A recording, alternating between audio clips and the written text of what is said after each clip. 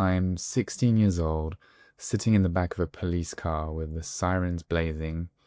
My wrists are hurting from the handcuffs that they've put on me. And we stop at the campsite where I was staying, and they take me out and bring me to my tent in front of everyone. Now, I wish this felt like a super bad McLovin moment, but that was very, very far from reality. This was one of the most embarrassing and shameful moments of my life. And if you stick to the end of this video, I'll tell you more about what happened then. But there are many other things in my life that I have deeply regretted. One of them being not standing up to bullies when I was a kid, but also sometimes being a bully myself. I've also regretted not being there for friends at times.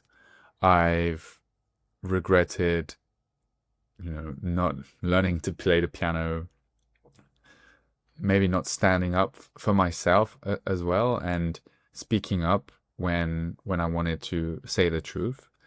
And these regrets used to really eat at me. I would often go back to them and re-feel the shame and be like, really beat myself up for them. And it wasn't until I listened to a podcast with Daniel Pink, who said that actually our regrets reveal what we value most. And, the reason these regrets, and if you have any regrets, the reason they came up, it was, clearly because it meant a lot to me. It was something that meant something to me. And so looking back, it's true. Like, I regretted the incident with the police because I value honesty. I regretted not standing up to bullies or being a bully myself because I genuinely value kindness. I value reliability, being there for my friends. I value adventure. I value courage. And realizing this allowed me to stop beating myself up and stop getting stuck in the past and ruminating about my regrets and overthinking them, but instead just realize that actually the reason they're coming up is because it just shows me what I value, and it shows me, who I want to be moving forward. And so if you ever find yourself overthinking regrets, going back and reliving past things and wishing you'd done differently, well, here's your invitation that you don't need to do that anymore. All you need to do is ask yourself, what does this show me about what I value? What is one of my values that's maybe showing up here instead? And how can I start living from that place moving forward and using that as information for me to truly understand myself and truly live from a place of integrity, from a place of authenticity.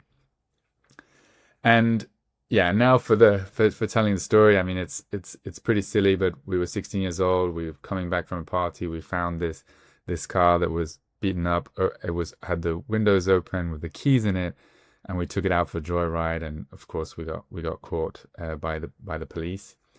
And in hindsight, I also think it's probably a good thing because it was a good wake-up call that that I'm not invincible, and it also means that I haven't had a single dealing with the police since then. So in hindsight, it's a good thing, but it was pretty embarrassing at the moment and something that I regretted for a long time. All right, well, now you know about my criminal past, but yeah, don't overthink your regrets. Just ask yourself, what do they show me about what I value? And how can I live from a place of integrity thanks to that moving forward? All right, sending you loads of love.